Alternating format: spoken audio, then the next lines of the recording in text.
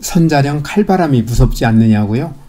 솔직하게 말씀드리면 너무 춥다고 하니 좀 겁나기도 하고 그런 고생을 사서 할 필요가 있을까 하는 생각도 있었지만 지금까지 겪어본 적이 없어서 얼마나 고생스러울지는 잘 몰랐죠. 하룻강아지가 범 무서운 줄 모르는 것과 같은 이치죠. 기상청에서 올겨울 들어 가장 추울 것으로 예보하긴 했지만 옷을 따뜻하게 입으면 견딜 수 있지 않을까 막연하게 생각했습니다.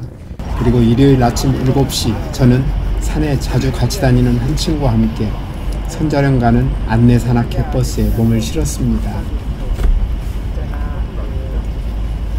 우리가 탄 안내산악회 버스는 흥성휴게소에 들러 20분쯤 쉬었다가 다시 열심히 달려 2시간 40분 만에 대관령 마을 휴게소에 도착했습니다.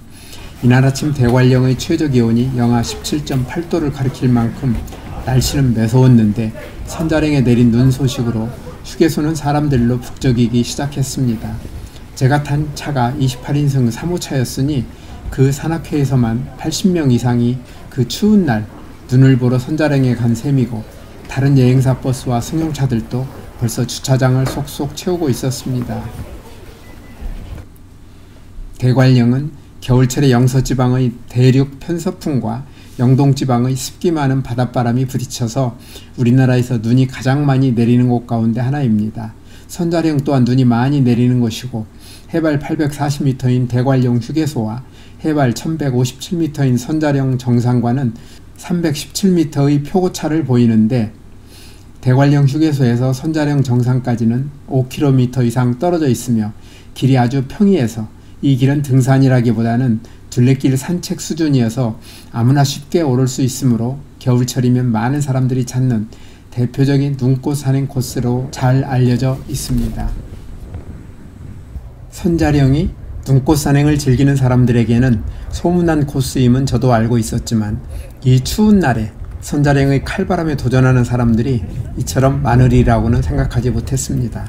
어쨌든 저도 그런 사람들 가운데 한 사람이 되었으니 지난 2월에 찾았을 때 경험해 보지 못했던 선자령 칼바람의 맛을 제대로 경험할 수 있게 된 셈이었습니다. 간단히 복장을 매만지고 선자령으로 가는 길에 들어서니 몹시 추운 날씨임에도 불구하고 선자령으로 가는 눈길에는 사람들이 적지 않았습니다. 눈길이 미끄러워 아이젠을 신고는 있었지만 눈길에서 미끄러지지 않기 위해 길을 잘 살피면서 조심해서 걸어야 했습니다. 고개를 들어도 길가에 있는 나무들을 보니 나뭇가지에 눈꽃이 하얗게 피어있는 것이 보이는데 길에도 신경 써야 하고 추위와도 싸워야 하니 한동안 눈꽃은 제대로 즐기지 못했습니다. 지난 2월에도 한번 왔던 길이라 낯설지는 않은데 이번에는 그때보다 날씨가 추워 걷기가 훨씬 불편했습니다. 날씨가 춥다는 것을 알고 왔기에 옷은 충분히 따뜻하게 입어서 몸은 춥지 않았는데 모자를 쓴 머리와 목도 차가웠지만 더 큰 문제는 손과 얼굴이었습니다. 주머니 속에 핫팩을 넣어놓고 손을 주머니에 넣으면 견딜만 했는데 그러다 보니 사진과 동영상을 찍기가 쉽지 않았습니다. 사진은 별로 찍지 못했고 가끔 동영상만 찍었는데 그때마다 손을 녹이느라 꽤 고생했습니다. 최근에 산에 갔다가 이렇게 사진이나 동영상을 못 찍은 것은 이번이 처음이었습니다. 선자령에 가는 동안 가장 힘들게 한 것은 얼어붙는 듯한 얼굴이었습니다. 앞쪽에서 불어오는 바람이 얼마나 센지 얼굴은 차갑게 굳어갔고 말하기도 쉽지 않았습니다. 가끔씩 핫팩을 얼굴에 대보거나 손으로 문지르면 조금 나아지긴 했는데 선자령에 도착할 때까지 1시간 반은 참으로 어려운 산행이었습니다. 또 한 가지 끊임없이 콧물이 흘러나와 수시로 코를 풀고 휴지로 닦는 일도 만만치 않은 일이었습니다.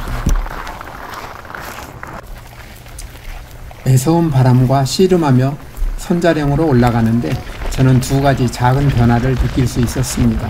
첫째는 추위 때문인지 올라오는 사람들이 눈에 띄게 줄어든 것이었고 둘째로 가는 길 양쪽 곳곳에서 우리를 맞아주는 상고대를 볼 수 있는 기쁨이 있었습니다. 다만 지난 2월에 왔을 때 한번 보았던 곳이어서 감동이 작게 느껴졌고 거기다 바람이 너무 세다 보니 추워서 사진도 동영상도 별로 찍지를 못하는 아쉬움이 있었습니다. 그러다가 휴게소를 출발한 지 1시간 가까이 지났을 때 눈앞에 키 큰 나무들의 가지에 생긴 상고대들이 나타났는데 다행히 바람이 좀 약하여 모처럼 멋진 상고대를 동영상에 담을 수 있었습니다.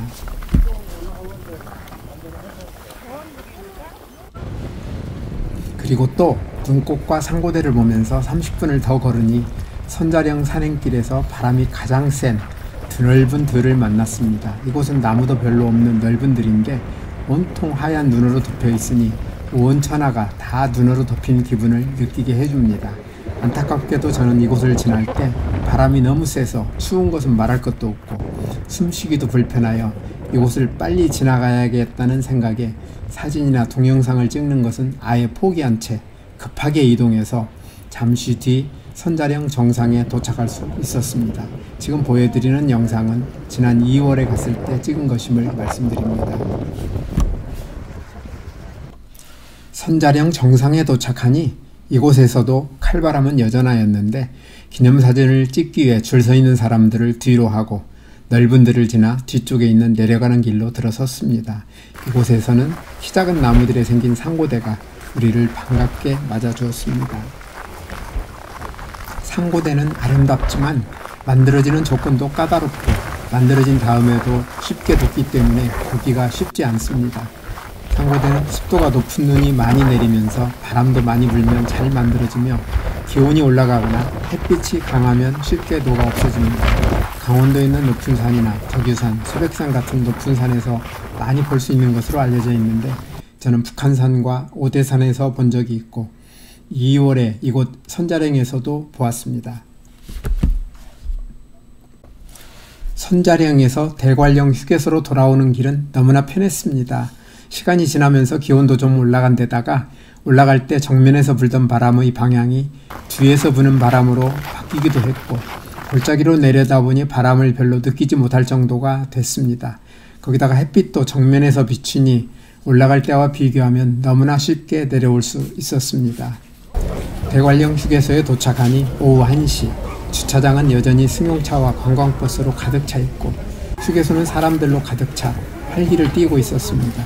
사람들은 날이 추워지면 바깥 활동을 자제하려는 생각을 하기 쉬운데 이번 눈꽃 산행은 오히려 역발상으로 이럴 때만 할 수 있는 일을 찾아 움직이는 도전적인 생각을 가진 사람들도 적지 않음을 눈으로 확인할 수 있는 소중한 시간이었습니다.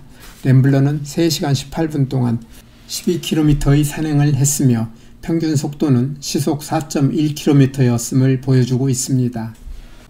오늘도 끝까지 영상을 시청해 주셔서 대단히 감사합니다. 날씨 핑계로 사진도 동영상도 제대로 찍지 못하여 영상이 부실하게 만들어져 매우 죄송하다는 말씀을 드리며 다음에 더 멋진 영상으로 찾아뵙겠습니다.